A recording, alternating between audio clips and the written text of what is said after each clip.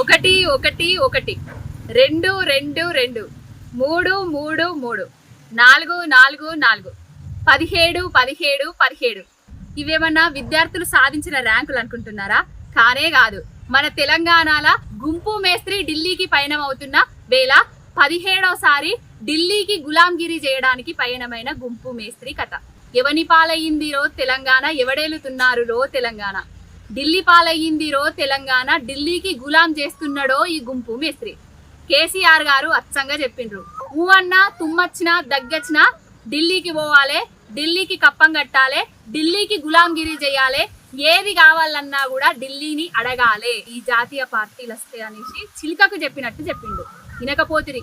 ఢిల్లీ ఓని చేతులకు రాజ్యాన్ని అప్పగిస్తుంది. నిరుద్యోగుల సమస్యలు పట్టాయి, రైతుల ఆత్మహత్యలు పట్టాయి. తన ఉద్యోగాన్ని కాపాడుకోవడానికి కోసం 17వసారి ఢిల్లీకి పయనమైన గుంపు మేస్త్రి.